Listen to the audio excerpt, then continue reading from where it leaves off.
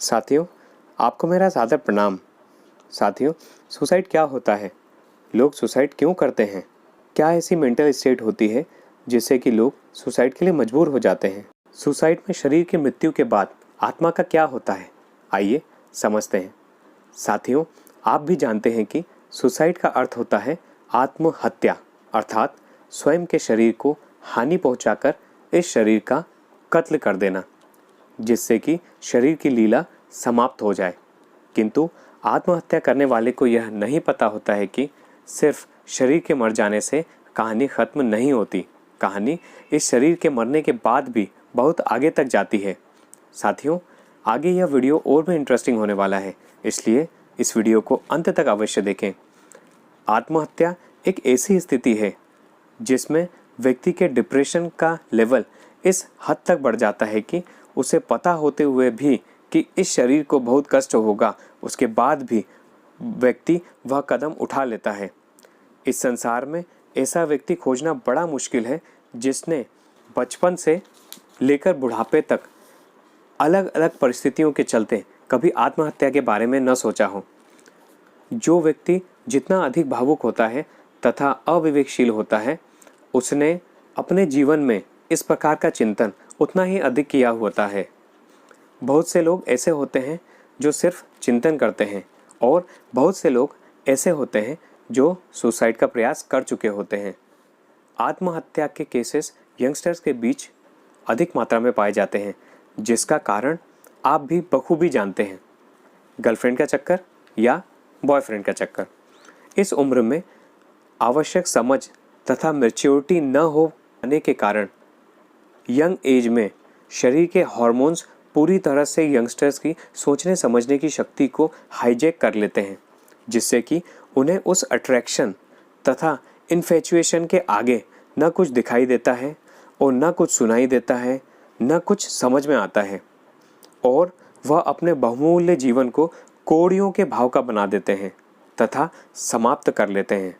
Youngsters इतनी सी चीज़ नहीं समझ पाते हैं कि उनकी गर्लफ्रेंड या बॉयफ्रेंड उनके जीवन में नहीं था तो भी वे अपना जीवन अच्छे से चला रहे थे, तथा जब वह गर्लफ्रेंड या बॉयफ्रेंड भविष्य में नहीं होगा तब भी उनका जीवन अच्छा ही चलेगा। जीवन में इतनी परिस्थितियां समय समय पर आती हैं कि ये सब अट्रैक्शन तथा इन्फेचुएशन जैसी फीलिंग समय के साथ धूमिल हो जाती है तथा समाप्त हो जाती है। जीवन स्वयं को पुनः आगे बढ़ा लेता है। कुछ साल बीतने के बाद आपको पता चलता है कि अब आपके पास उन चीज़ों को याद करने का समय भी नहीं है जो पहले दिन भर रात भर हर घड़ी आपके जीवन पे छाई रहती थी। और भी बहुत सी परिस्थितियां हैं जिनके कारण व्यक्ति सुसाइड कर लेता है, जैसे कि कोई भावनात्मक आघात, कोई कष्टकारी बीमारी जिससे शरीर में बहुत पीड़ा हो, या गरीबी जिससे जीवन दाने दाने के लिए मोहताज हो जाता है, या ओवर फाइनेंशियल बर्डन अर्थात ब्याज या मूलधन न चुका पाना, अथवा समाज में प्रतिष्ठा का चूर चूर हो जाना। इसके अलावा भी शराब तथा ड्रग्स का सेवन करना इत्यादि। साथियों, आजकल एक नए प्रकार की सुसाइडल टेंडेंसी ने जन्म ले लिया है, जिसमें कि किशोर अवस्था के बच्चे तथा यंगस्टर्स जिनका जीवन भौतिक सुख सुविधाओं से भरा हुआ है, उनके हाथ में मोबाइल है। वे कम उम्र में ही दुनिया की बहुत सी जानकारी प्राप्त कर लेते हैं जो कि उन्हें समय के साथ सीखनी चाहिए थी।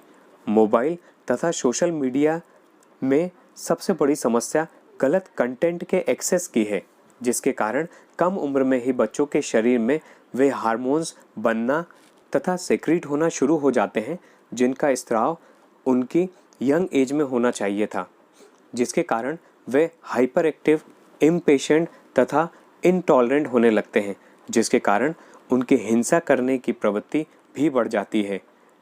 कभी यह हिंसा वे दूसरों पर करते हैं तथा कभी स्वयं के ऊपर की गई हिंसा कभी कभार सुसाइड बन जाती है तथा दूसरों के ऊपर की गई हिंसा दूसरों को तथा स्वयं को जीवन के बर्बाद कर देने के स्तर तक ले जाती है।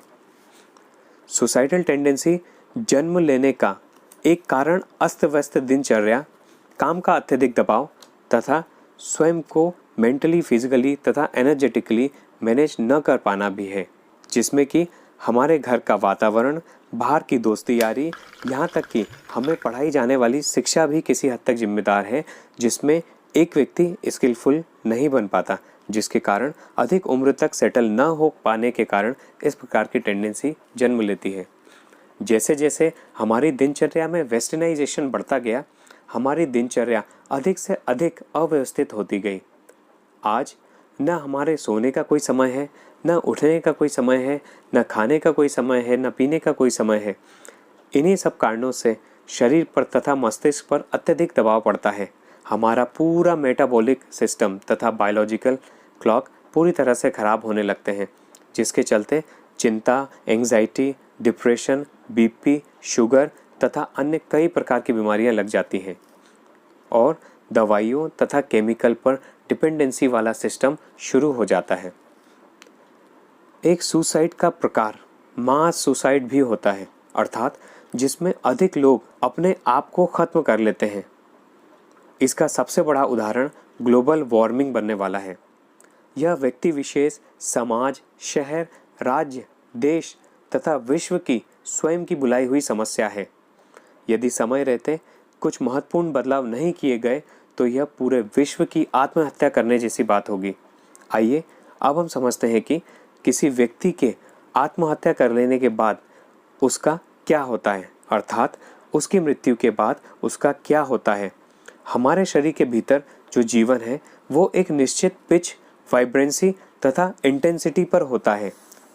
जब हम इस शरीर को डैमेज कर देते हैं तो वह जीवन को भीतर पकड़ कर रखने में असमर्थ हो जाता है। शरीर के मरने से अन्नमय कोश तथा मनोमय कोश का कुछ हिस्सा ही समाप्त होता है, शेष प्राणमय कोश अभी भी समाप्त नहीं होता। इस प्राणमय कोश जो कि पंचवायु से मिलकर बना होता है से जीवन धीरे धीरे करके समाप्त होता है। यह ऊर्जा समाप्त होने में 42 से 90 दिन तक का समय ले लेती है, किंतु इस ऊर्जा के निकलने के बाद भी जो सूक्ष्म शरीर होता है, जो अब भी एक निश्चित वाइब्रेंसी में होता है, वह तब तक नया शरीर प्राप्त नहीं कर पाता जब तक कि उसकी वाइब्रेंसी पूरी तरह से शांत नहीं हो जाती। इस सूक्ष्म शरीर के पास स्वयं की कोई बुद्धि नहीं होती, न ये किसी को देख या जज कर पाता है। यह एक ऊर्जा स्वरूप होता है जो केवल दूसरी ऊर्जा स्वरूप को ही जान पाता है। इसलिए व्यक्ति के मरने के बाद इतने कर्म कांड, पूजन, हवन, दान, पुण्य आदि किए जाते हैं, जिससे कि यह ऊर्जा स्वरूप या सूक्ष्म शरीर या आत्मा की वाइब्रेंसी पूरी तरह से शांत हो जाए तथा वह आत्मा दूसरे नए शरीर में प्रवेश के लिए तैयार हो सके।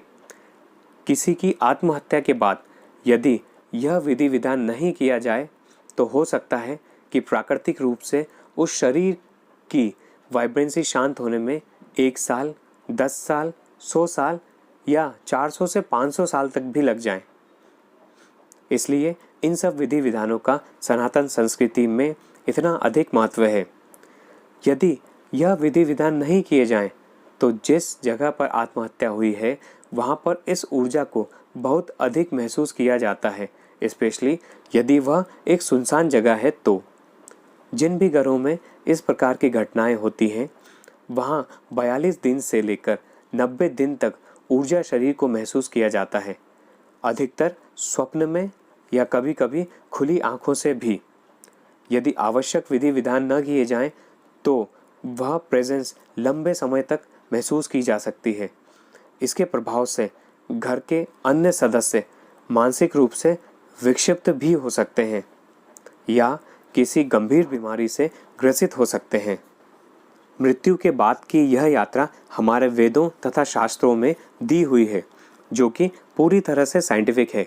हमारी समस्या सिर्फ इतनी है कि हमें जो चीज़ दिखाई नहीं देती, हमें लगता है कि उस चीज़ का कोई अस्तित्व नहीं होता, किंतु ऐसा नहीं है। इस सृष्टि के अनंत रहस्य हैं जो मानव को नहीं पता, किंतु वे सब उतने ही सत्य हैं जितना कि मानव जीवन स्वयं है। अब इस सुसाइडल टेंडेंसी का क्या करें? यदि व्यक्ति जीवन को अच्छे से ऑब्जर्व तथा समझना शुरू करे तो वह इस प्रकार की टेंडेंसी को डेवलप नहीं करता।